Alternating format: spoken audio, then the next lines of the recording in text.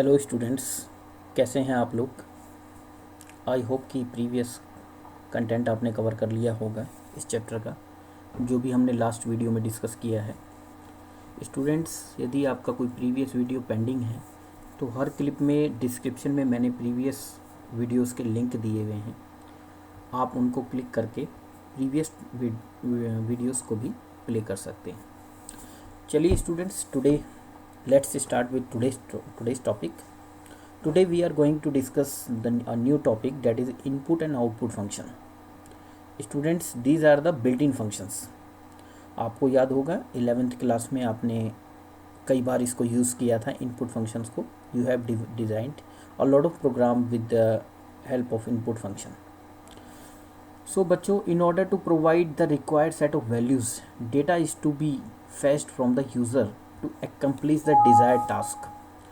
Students, sometimes we design a program in such a manner we have to accept some value from the user side.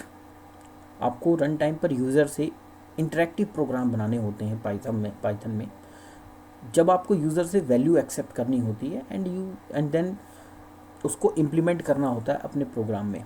तो in that case we use the input function. The input function accepts and return the user's input as a string. यहाँ पर बच्चों एक चीज़ important है जो ध्यान रखने वाली है कि इनपुट फंक्शन जो वैल्यू एक्सेप्ट करता है, जो रिटर्न करता है, वो ऑलवेज स्ट्रिंग टाइप की होती है and store it in the variable which is assigned with the assignment operator.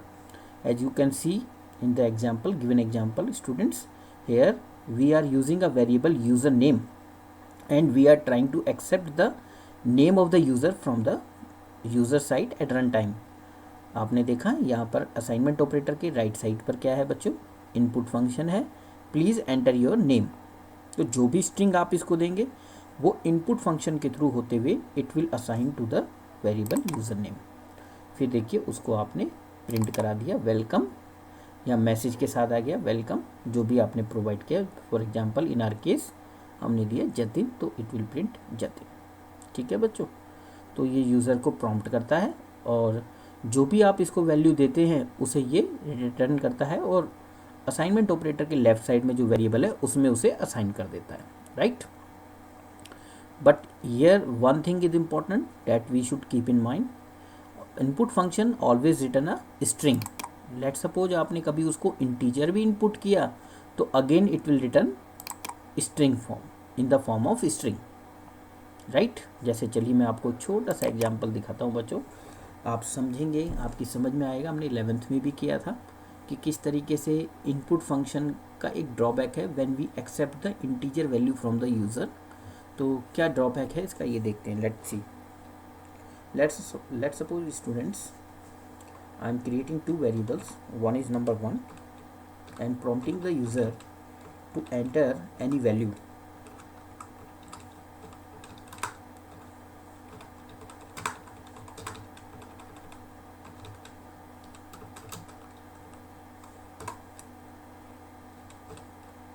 Like 10, and then again I am creating a new variable num2 and prompt the user to enter a new value, another value.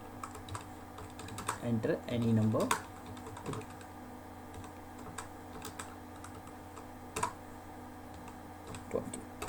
And students, let's suppose I am trying to find out the sum of these two numbers.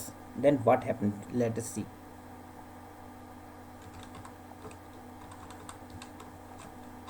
Num1 plus num2, and then I print the value of sum. Then see what happened.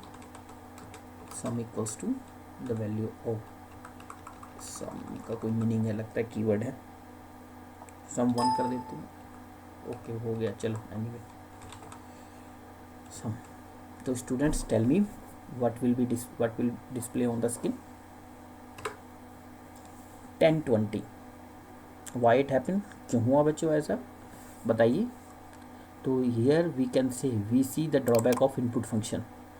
Students, whatever we enter through input function, it is to be treated as string only. जब आपने इसको first time prompt किया enter any number, तो आप although you are giving it the number 10, that is an integer value, but it will treat it as a string. तो input ने इसको as a string लिया और इसको num1 में स्टोर कर दिया. Similarly in case 2 we are giving the value 20, that is also an integer value, but as it is given with, it is passing through the input function, it is treated as a string value and passing it to the variable num2. And again, when you are trying to find out the sum of num1 and num2, in fact what is happening, the plus operator, जिसको आप addition operator भी बोलते हैं, है ना, तो it is doing the concatenation of the string को, instead of adding them it is concatenated the two given string which are stored in the variable num1 and num2. Why it happens? Because input function return a string. तो plus का एक nature है कि जब आप इसको, यदि आप चाहते हैं कि किसी दो इंटीजर का नंबर करे, तो it there is a condition कि बाइनरी ऑपरेटर जो आपका प्लस है, इसके लिए left hand side and right hand side पर दोनों जो वैल्यूज़ हैं ऑपरेंड हैं, it should be of same type.